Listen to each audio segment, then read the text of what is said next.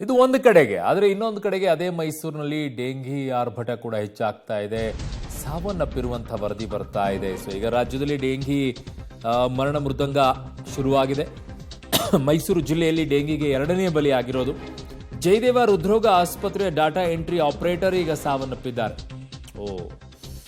ಲಲಿತಾ ಅಂತ ಹೇಳಿ ಮೃತಪಟ್ಟಿರುವಂತಹ ಆಸ್ಪತ್ರೆಯ ಸಿಬ್ಬಂದಿ 3 ದಿನದ ಹಿಂದಷ್ಟೇ ಮೃತಪಟ್ಟಿದ್ರು. ಹುಣಸೂರು ಸಮುದಾಯ ಆರೋಗ್ಯಾಧಿಕಾರಿ. ಈಗ ನೋಡಿದ್ರೆ ಜಯದೇವ ಹೃದ್ರೋಗ ಆಸ್ಪತ್ರೆಯ ಡಾಟಾ ಎಂಟ್ರಿ ಆಪರೇಟ್ ಮಾಡುವಂಥವರು ಲಲಿತಾ ಅನ್ನೋರು ಸಾವನ್ನಪ್ಪಿದ್ದಾರೆ.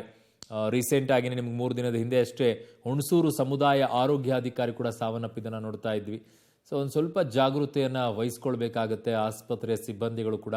ಈ ಕೊರೋನಾ ಟೈಮಲ್ಲೂ ಕೂಡ ಹೀಗೆ ಹೇಳ್ತಾ ಇದ್ವಿ. ಬಹಳಷ್ಟು ಆಸ್ಪತ್ರೆಯ ಸಿಬ್ಬಂದಿಗಳು ವೈದ್ಯರೆಲ್ಲ ಕಳ್ಕೊಳ್ಳುವಂಥ ಪರಿಸ್ಥಿತಿ ಬಂದಿತ್ತು.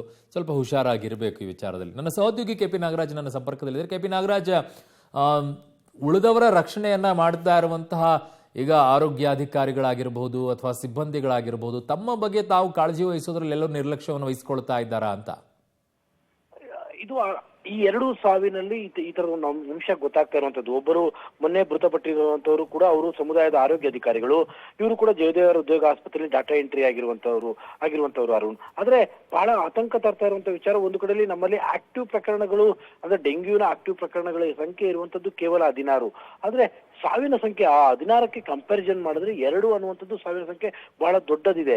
ಒಂದು ಹಂತದಲ್ಲಿ ಎಲ್ಲೋ ಏನೋ ಜಾಗೃತಿಯ ವಿಚಾರದಲ್ಲಿ ಏನೋ ಮಿಸ್ ಆಗ್ತಾ ಇದೆಯೋ ಅಥವಾ ನಿರ್ಲಕ್ಷ್ಯ ಮಾಡ್ಲಾಗ್ತಾ ಇದೆಯೋ ಅನ್ನೋದು ಗೊತ್ತಾಗ್ತಾ ಇಲ್ಲ. 16 ಆಕ್ಟಿವ್ ಕೇಸ್ಗಳು ಇದ್ದಂತ ಸಂದರ್ಭದಲ್ಲೂ 2 ಸಾವು ಆಗ್ತಾ ಇರುವಂತದ್ದು ನೋಡಿದ್ರೆ ಇದು ಒಂದು ರೀತಿಯಾದಂತಹ ಆತಂಕವನ್ನ ಸೃಷ್ಟಿ ಮಾಡ್ತಾ ಇದೆ. ನಿರ್ಲಕ್ಷ್ಯದ ಪರಿಣಾಮವೇ ಈ ತರದ ಸಾವು ಆಗ್ತಾ ಇರುವಂತದ್ದು ಈಗ ಮೇಲ್ನೋಟಕ್ಕೆ ಗೊತ್ತಾಗ್ತಾ ಇದೆ. ಅರುಣ್. ಓಕೆ, KP ನಾಗರಾಜ್, ನಿಮ್ಮೆಲ್ಲ ಮಾಹಿತಿಗೆ ಧನ್ಯವಾದಗಳು.